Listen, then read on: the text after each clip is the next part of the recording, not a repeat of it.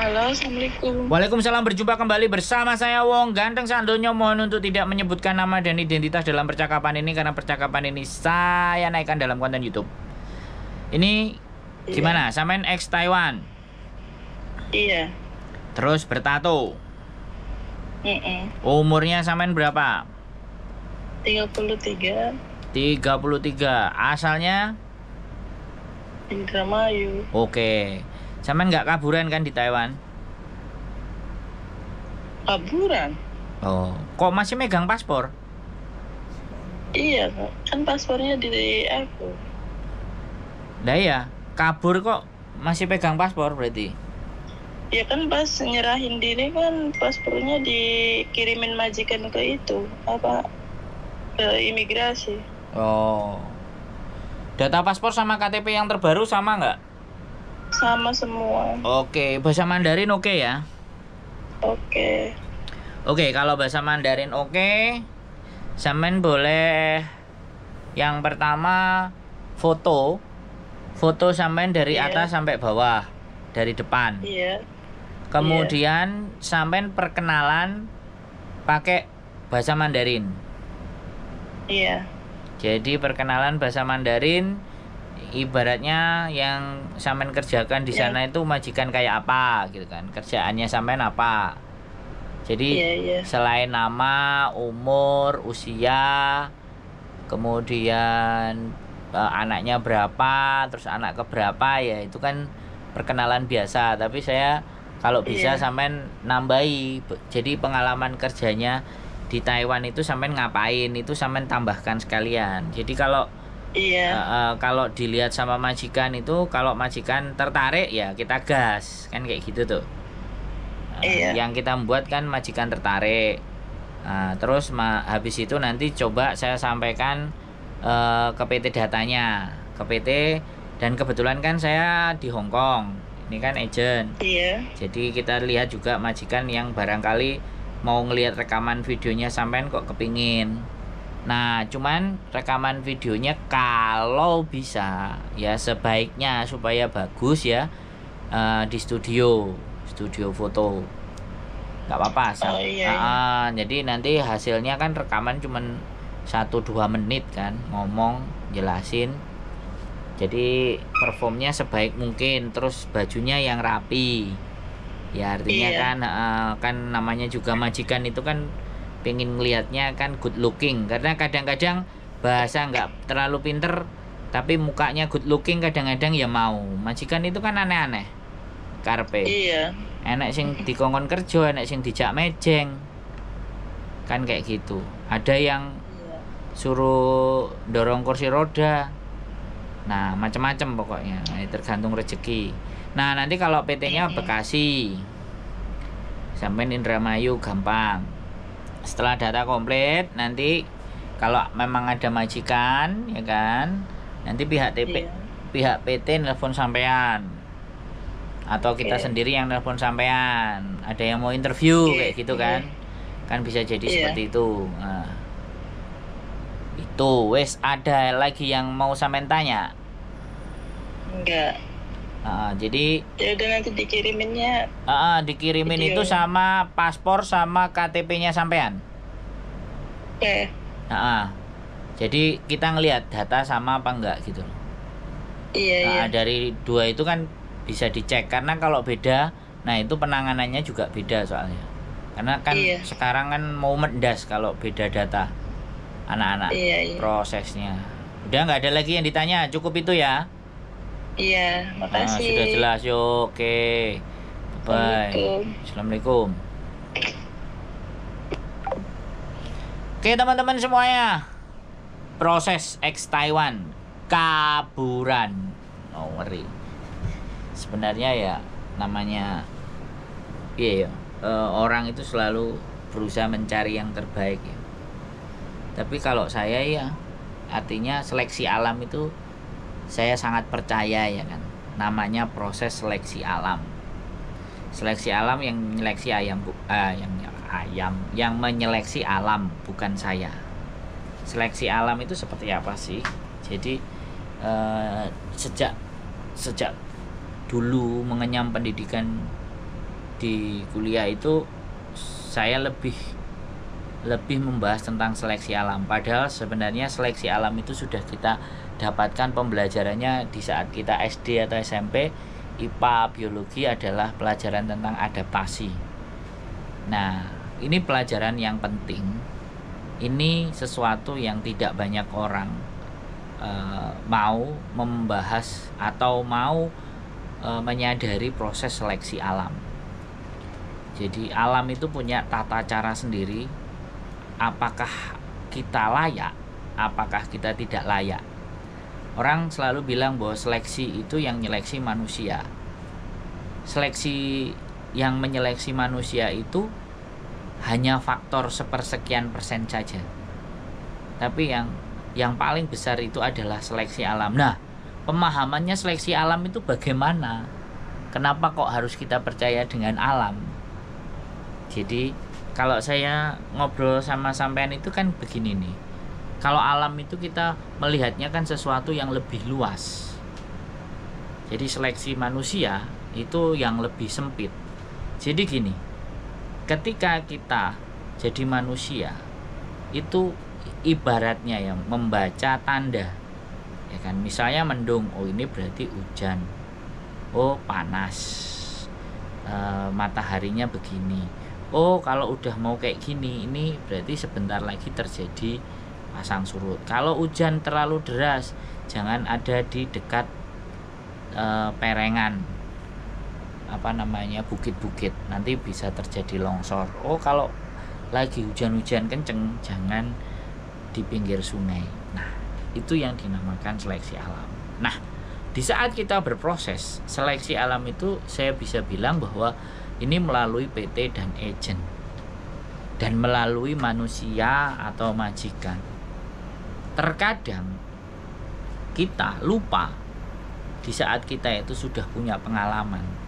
Akhirnya proses di PT kita sudah merasa sok-sokan. Kita ngadepi majikan tidak benar-benar, ya kan? Ngomongnya pas-pas saja.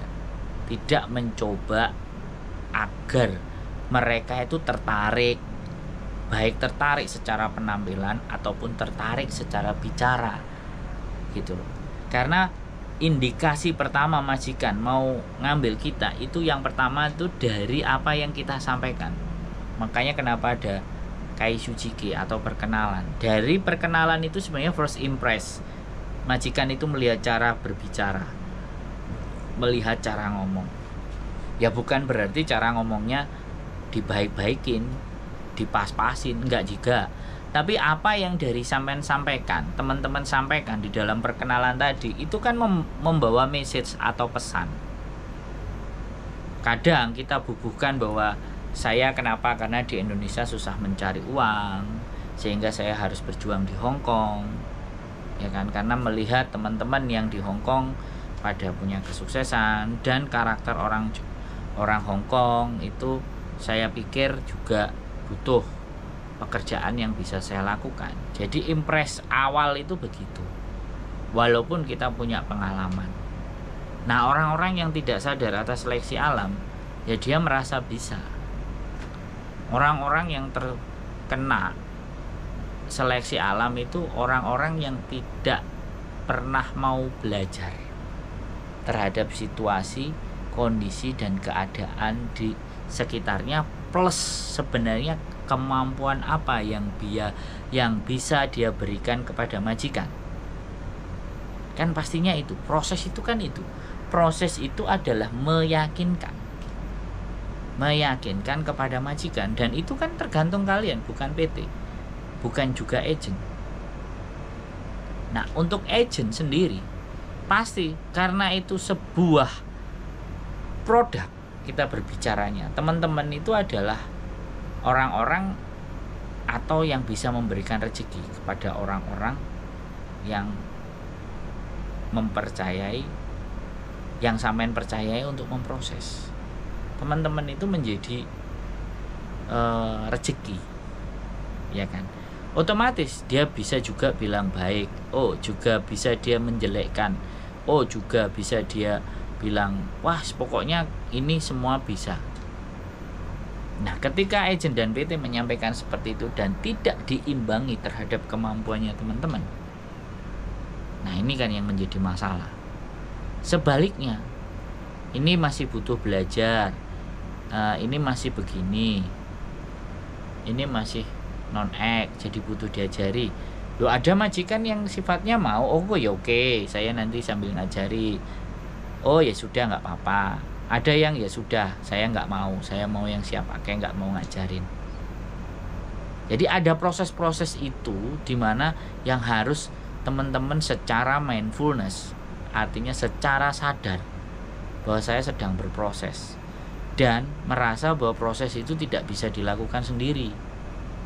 Ya ada prosedur-prosedur, misalnya dari pemerintah, dari swasta, pihak PT. Nah, ini seperti itulah. Jadi proses ini adalah panjang dan saya pastikan proses untuk ke Hong Kong itu banyak PT yang mampu, banyak PT yang bisa. Yang menjadikan tidak bisa karena diri kita mungkin dianggap terlalu tua, diri kita dianggap tidak memenuhi persyaratan dan kriteria PT sama agent. Itu. Jadi terkadang aku yakin aku bisa begini, aku bisa begitu, aku begini, aku yakin gini. Tidak berbicaranya seperti itu buat teman-teman. Tapi berbicaranya sampaikan bahwa pekerjaan kalian yang sebelumnya itu yang saya main lakukan apa, itu yang dipresentasikan. Aku pernah masak ini, di majikan ini aku pernah masak ini. Di sana aku merawat mbah, nyuci, nyeboi, nyawi, seperti itu. Nah, itu proses interview, menceritakan. Nah, syukur-syukur sekali lagi kalau teman-teman yang sudah ada rekaman dokumentasi dengan majikan yang dia bantu, entah itu dorong kursi roda, entah pampers. Ya ini saya tidak menyuruh teman-teman mendokumentasikan karena sekali lagi itu privacy, ranah privasi. Tapi kan itu pengalaman kalian. Mendokumentasikan kan boleh, asalkan tidak dikonsumsikan secara publik, dikonsumsikan secara diri sendiri, dan itu juga boleh. Kira-kira tanyakan ke agentnya supaya ceritanya nggak panjang-panjang. Saya punya rekaman di saat saya lagi gantiin pampers. Nah, bahaya itu sebenarnya, tapi paling tidak ya kan, paling tidak ya ditutupi bagian itunya kalau jaga ngerawat. Sebenarnya ini agak-agak aneh ya, agak-agak bingung ya. Ya makanya belajar mempresentasikan sesuatu melewati kata-kata. Karena takutnya kalau juga kita mendokumentasikan secara videonya juga, mereka akan berpikir nanti kalau di sini saya juga di video. Nah, ya oke lah kalau tidak dengan kayak gitu ya tawarkan dulu pekerjaan saya dulu bagaimana, saya ada rekamannya, mau nonton atau enggak, mau ngeliat apa enggak. Saya sempat mendokumentasikan, tapi ini dokumentasi pribadi, jadi minta tolong untuk tidak dilihat sebagai hal yang negatif, tapi saya meyakinkan, karena kadang meyakinkan dengan kata-kata. Jadi teman-teman itu kadang-kadang perkenalannya itu by design, by setting. Nah ini loh, ini yang selama ini jadi tidak by real pengalaman, by design, by setting, by pesenannya orang PT dan orang agent. Nah ini kalau ada pesanan, otomatis kalau pesanan itu kan pastinya diajarin, bukan menceritakan sendiri. Beda loh, bisa dirasakan ya kan. Pengenalan melalui desain, by setting design, atau kalian mengungkapkan secara pribadi. Majikan itu juga manusia, dia bisa ngerasain. Itu faktor penentu ya. Untuk majikan bilang yes or no, itu faktor penentu dari kalian ngomong. Nah, kalau bahasanya masih ngak kan kayak gitu. Dan biasanya anak-anak yang di PT-PT, kalau orang PT-nya melihat dia punya kemampuan dan kapasitas, ya ada yang bilang itu dibantu. Tapi sekali lagi itu prosentasenya rendah. Jadi kadang-kadang majikan punya ekspektasi yang berbeda, tapi kenyataannya yang datang beda juga. Nah ini dangerous, ini bahaya. Makanya teman-teman teruslah belajar, teruslah berjuang. Bagi kalian-kalian yang ingin menghadapi Hong Kong dan mencoba bagaimana Hong Kong, saya sangat yakin semuanya bahwa tidak ada yang tidak bisa untuk kalian raih di Hong Kong. Tapi semuanya itu butuh proses. Dan dengan siapa kalian berproses? Yang jelas tidak hanya dengan saya. Di luar sana banyak. Silahkan yang Anda pilih, yang Anda percaya untuk membantu Anda atau membantu teman-teman bisa berangkat ke Hong Kong, silahkan. Keep stay tune my YouTube channel and see you next video. Bye bye.